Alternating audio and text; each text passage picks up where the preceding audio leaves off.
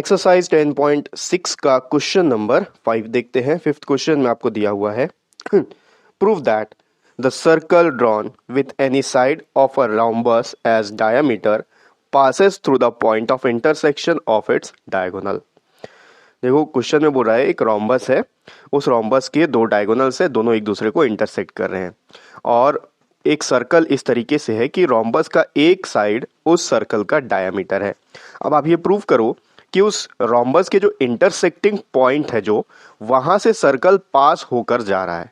ठीक है, कैसे सॉल्व करेंगे चलिए व्हाइट बोर्ड में देखते हैं। देखो ये डायग्राम मैंने कंस्ट्रक्ट किया है, डायग्राम क्वेश्चन में नहीं दिया हुआ है तो डायग्राम आपको खुद से कंस्ट्रक्ट करना है। एक रोम्बस है, रोम्बस क्या होता है, एक ऐसा क्वाड्रिलेटरल जिसके चारों साइड्स आपस में इक्वल होते हैं। तो ये एक रोम्बस है ए बी सी डी। अब क्वेश्चन में बोला है कि आपको ये प्रूव करना है कि यहाँ पर जो एक सर्कल है उस सर्कल का एक डायमीटर जो है इस रोम्बस का एक साइड है, ये ए बी इस रोम्बस का एक साइड है और ये डायमीटर है इस वाले सर्कल का। आपको ये प्रूव करना है कि ये जो सर्कल है इसके डायगोनल के इंटरसेक्टिंग पॉइंट से होते हुए गुजर रहा है, यानी कि पॉइंट ओ से होते हुए गुजर रहा है। आपको ये प्रूव करना है कि जो पॉइंट ओ है इस सर्कल में लाई कर रहा है। ठीक है, देखो कैसे करेंगे।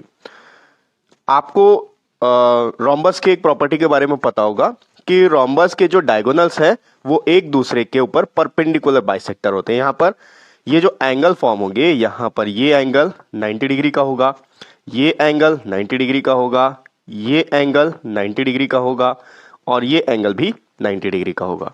ठीक, तो अब यहाँ पर देखो, यहाँ पर एंगल ए ओ बी ये जो है 90 डिग्री का है। हम लोग को क्या प्रूफ करना है कि जो पॉइंट ओ है ये इस सर्कल में लाई कर रहा है। कैसे प्रूफ करेंगे देखते जाओ।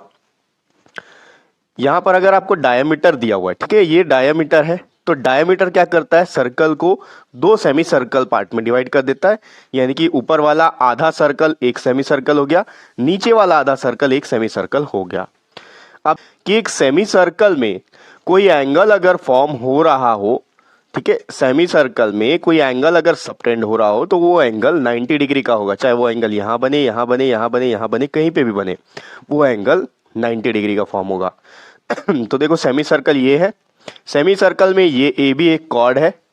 अब इस कॉर्ड से जो एंगल सबटेंड होगा सेंटर पे ये 90 डिग्री का होगा। ठीक, तो अब यहाँ पर देखो, हमने अभी देखा कि इस रोम्बस के जो डायगोनल है एक दूसरे के ऊपर परपेंडिकुलर बाइसेक्टर है। यहाँ पर ए बी जो है ए ओ बी जो है 90 डिग्री का है और सर्कल में भी जो सेमी सर्कल है यहाँ से जो एंगल सबटेंड हो रहा है वो भी 90 डिग्री का है और वो कौन सा एंगल है, वो भी एंगल है ए ओ बी। तो ये प्रूफ हो जाता है कि ये जो पॉइंट ओ है ये इस सर्कल में लाई कर रहा है। अब इसको कैसे लिखेंगे देखते जाओ। Since angle A O B is equals to, या सिंस नहीं लिखते, angle A O B is equals to, आप 90 डिग्री डायरेक्ट लिख सकते हो। यहां पर diagonals of rhombus A B C D intersect at point O. ठीक है, ओ पॉइंट पे जो डायगोनल है वो इंटरसेक्ट कर रहे हैं, इसीलिए ये वाला जो एंगल होगा एंगल ए ओ बी ये 90 डिग्री का होगा। अब सर्कल में आते हैं। In semi circle angle subtends to 90 degree, या angle subtended is a right angle, is a right angle।